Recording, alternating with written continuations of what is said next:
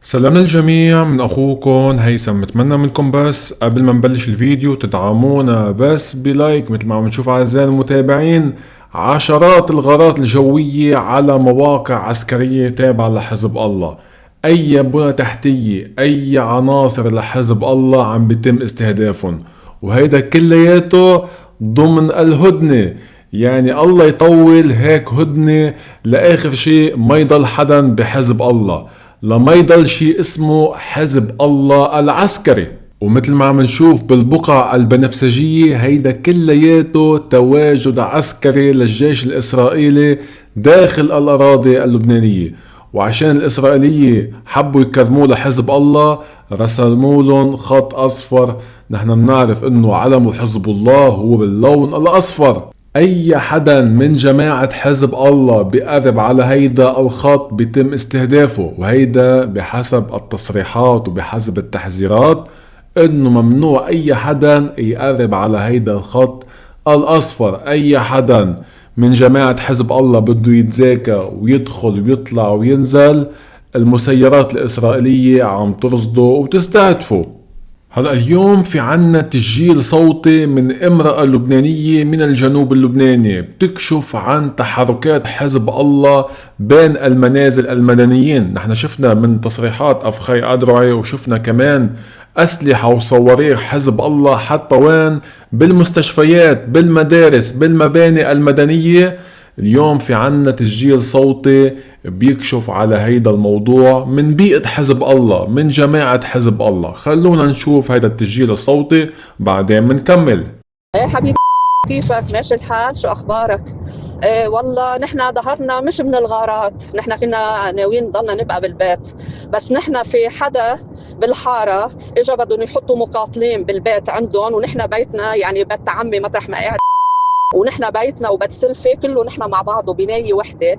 بده يحطوا مقاتلين. ليش طلعنا انه ليون انه ممنوع حدا يكون في مقاتلين هون، انه يروحوا يقعدوا بالحقالة المقاتل. ايه نزلوا لينا ونزلوا علينا قواس بالفرد على البيت. كنت انا بالبيت وهي بدي اياك تعممها انت. نزلوا علينا قواس حزب الله على البيت بالفرد، وقال نحن عملاء لاسرائيل وبدهم يجيبوا لنا حدا ما بعرف هول القوه تاعيلهم الضاربه انه ياخذونا. ليش قلنا لهم ممنوع حدا يقعد بالحاره؟ نحن هون انه حاره مليانه والبنايه مليانه اللي قاعدين فيها عالم، انه ممنوع حدا يقعد من حزب الله هون. هيك عملونا. شو رايك؟ مثل ما سمعنا أعزائي المتابعين، حزب الله عم بيستخدم جماعته يلي بينتخبوه، يلي بعد لليوم بيقولوا لبيك نصر الله وزحفا نحو القدس، عم بيستخدمهم كدروع بشرية.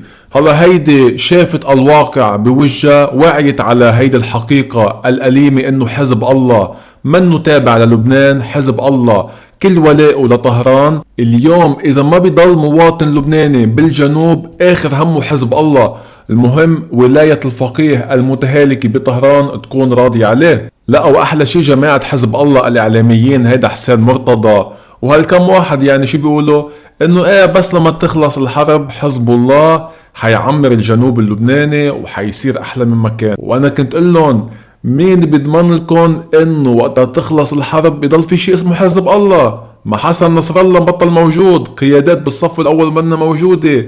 اليوم في حرب عالمية بل كونية على حزب الله المتهالك. حزب الله بعد له كم ضربة، شوية اجتياح من الشرق او من الجنوب اللبناني وبينتهي شيء اسمه حزب الله، بيتبخر شيء اسمه حزب الله. فحاجة يضحكوا عليكم، حزب الله انتهى، حزب الله ايامه معدودة. هلا مثل ما حكينا بمقاطع فيديو من أشهر ومن أسابيع إنه من الاحتمال الكبير دخول الجيش السوري إلى لبنان. ب100 حجة، في 1000 حجة اليوم إنه الجيش السوري يدخل على لبنان ويقضي على شيء اسمه حزب الله. مثل ما عم نشوف هيدي هي الخريطة السورية، وهون عندكم لبنان. يعني تقريبا 18 مرة من مساحة لبنان بتشكل سوريا. أنا بتوقعاتي إذا دخل الجيش السوري على لبنان بكل قوته، صدقوني ساعات قليلة ما بيضاين حزب الله.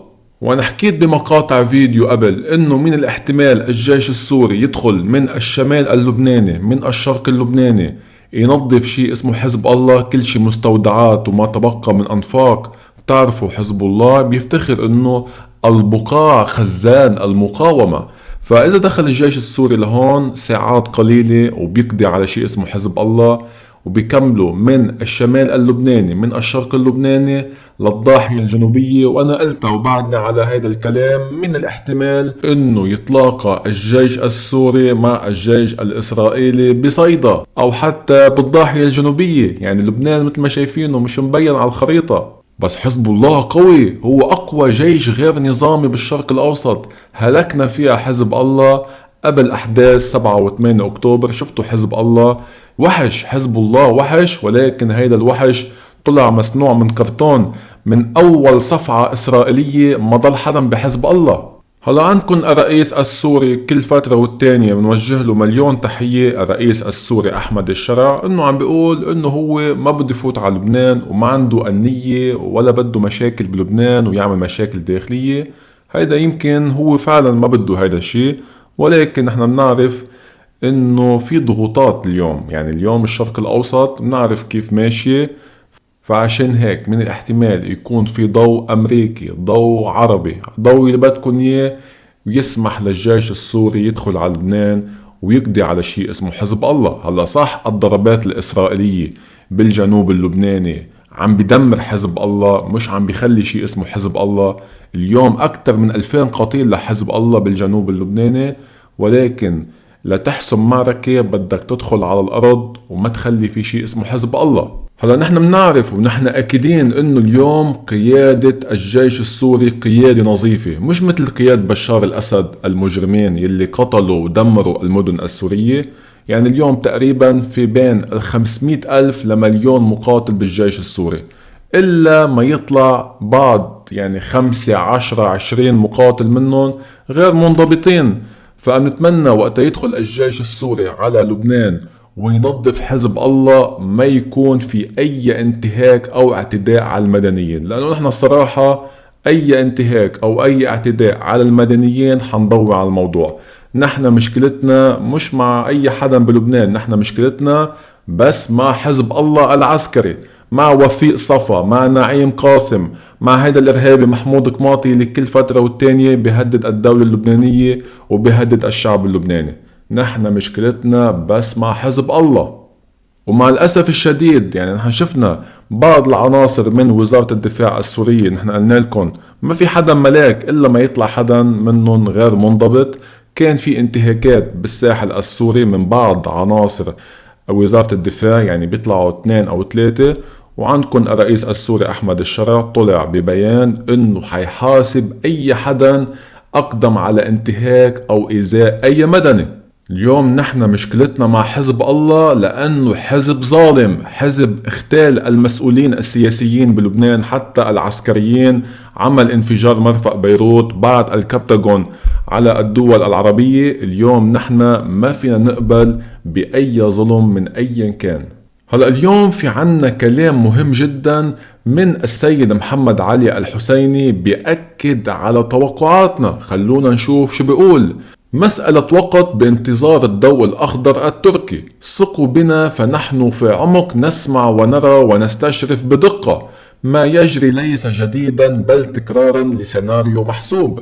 دخول السوري إلى لبنان في مهام متعددة تتجاوز الظاهر، المؤشرات تتسارع وما خفي أعظم. تحية حب وتقدير واحترام إلى سوريا العظيمة وشعبها العزيز. محبكم السيد محمد علي الحسيني. نحن بنعرف أعزائي المتابعين وشبه أكيدين إنه حزب الله اليوم ما رح يسلم سلاحه لو شو ما بيصير. حتى لو دخل الجيش السوري من المستحيل تشوفوا إنه والله عناصر من حزب الله عم يستسلموا أو يسلموا مستودعات أسلحة ما تبقى من مستودعاتهم للجيش اللبناني أو لأي حدا تاني. فعشان هيك أنا اللي بشوفه حيكون في مواجهات داخلية بين الجيش اللبناني وبين حزب الله، أو حتى بين الجيش السوري وحزب الله.